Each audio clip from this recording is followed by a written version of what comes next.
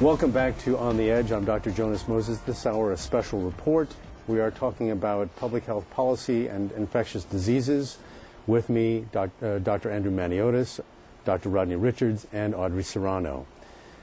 Dr. Richards, Rodney, you were just talking about you were differentiating between the various organizations. You were just making a point about the FDA. Right. As I was saying, that the FDA has the mission to protect individual health. I think many of us have forgotten this, that the mission of the FDA is consumer protection.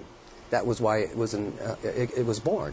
And for that reason, they require something called scientific proof before they can recommend that a product be marketed for treating illness. On the other hand, these other departments of our government can make recommendations with the interest of public health. They're sincere, okay, but they're conflicting with the individual health paradigm. Because in a case, ignoring HIV, any infectious disease, the CDC will encourage mass testing in order to prevent the spread.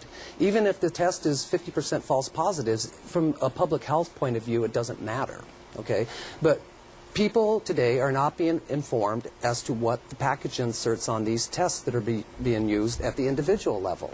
And we call this informed consent. Exactly, and I think we're living in a culture where not only is informed consent being thrown out the window, but merely questioning today the validity of a test or informing somebody is considered to be heretical. It's like I'm accused of sowing confusion, if you will, for telling somebody that this particular test, it could be West Nile, HCV, HIV, none of SARS, right, none of these are approved for diagnosing infection, and physicians don't know this either.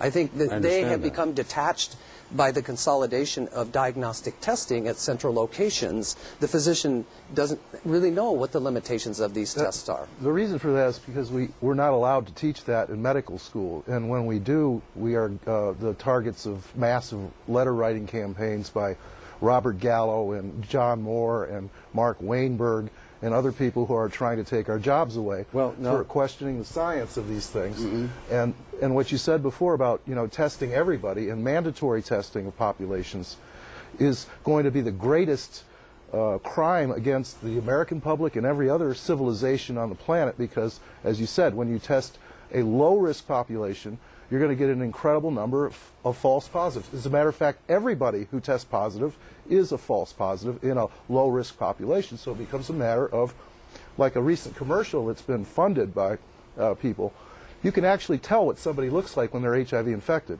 They're black, they're prostitutes, they're gay, etc. You see, and that's where the test kit leaves off from the diagnosis in the doctor's office, because we can't train the physicians. They can't even get into medical school without an HIV test, which is, in some ways, a real tragedy. Well, but and I want to pull the conversation back here, because I think it's incredibly important to appreciate, and certainly for the viewers to appreciate, that this is much larger than any one disease process, Andy.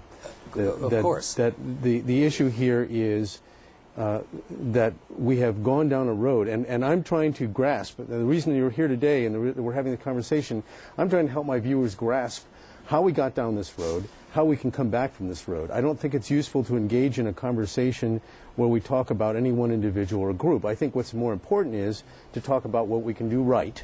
Well, I think it's simple. I think it's really simple, and that is that you don't presume people are sick based on any one criteria, as is done today. You cannot take a patient and in a population and say that this constellation of characteristics means this. You have to do what Dr. Richards said and listen to the voice, take the molecular test, do all these things, present it to the patient, and not let the government get between the doctor and the patient, as is what's happening today with, you know, violations of the Nuremberg Code.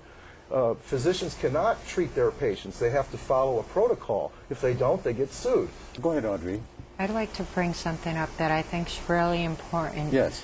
I think that it's really important that if a patient goes, let's say a new patient goes to see a doctor, they come in with a diagnosis of whatever that diagnosis is. It doesn't matter what it is.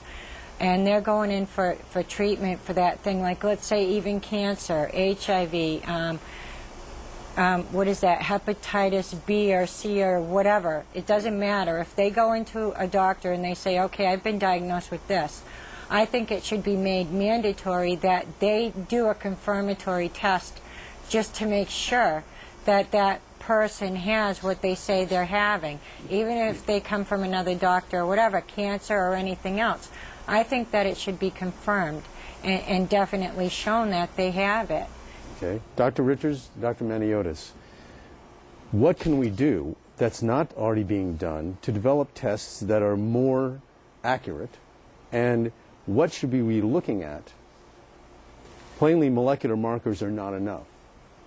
What else do we need in the mix to accurately diagnose infectious disease? You want to speak to that first? Or? Yeah, I would like to share just a short experience that I had when I first went to work at Abbott Laboratories in collaboration as a scientist at Amgen. Please. I had met a microbiologist. Okay, microbiologists are the people that actually grow germs. They look at the germs, they characterize the germs.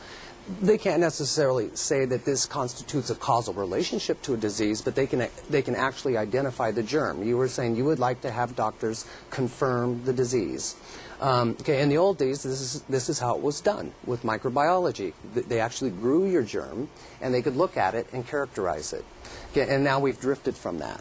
And I was talking to this... When we've drifted from that, is that a good thing or a bad thing? Well, it could have been a good thing, and it still can be a good thing. I talked to this person, and she looked at me and she said, "You better be careful because you're going to start to see things that don't exist." Okay, like I said, well, diseases that don't exist? Yeah, because we're looking at molecules. All it's right. kind of like finding a nail and concluding that a house is somewhere in the room, and so you can find molecular fragments very easily. And I said, well, that's where you come in to make sure I'm not making a mistake, right? And she said, they just got rid of me to make room for you. So they got rid of the microbiologist to make room for the molecular biologist. Right. So that it was partly a financing problem. They had to start cutting. It's a very expensive practice. But we need those microbiologists back so that when we do have a diagnostic test for HIV, HCV, West Nile, or whatever else, that we can actually confirm it. And today, if we can't, just one other thing, if we cannot confirm it, we should tell the patient that. Say, I'm sorry, I can't tell you with certainty. However, I can tell you that based on my 10 years of experience, that it's very likely if that's the case. Go ahead. Well, you're absolutely right, because nobody has seen HIV to date as long as it goes back to 1984. And why should you have to do PCR and amplify something if it's in such high viral load? I mean, they were giving Audrey viral load tests over and over again with a high T-cell count, and wondering and scratching What their is the heads. significance of a high T-cell count? Well, it means that she's not experiencing the so-called decline of the immune system that is associated with this disease. Characteristic of HIV/AIDS. Okay. Although Gallo in the beginning said you have Kaposi's patients with no T-cell defect that they could detect. All right. To date, nobody has seen the virus. Show me the virus, as what you're saying is absolutely correct. And if you or the need infectious PCR agent. to amplify it, Sure. why Hold on one, then folks. it's not at We're high going to go confidence? take a commercial break. Please hold that thought. Stay with us. You're watching On the Edge, and this is a special report. I'm Dr. Jonas Moses. With me, Rodney Richards, OtE Serrano, and Andrew Maniotis. We'll be right back.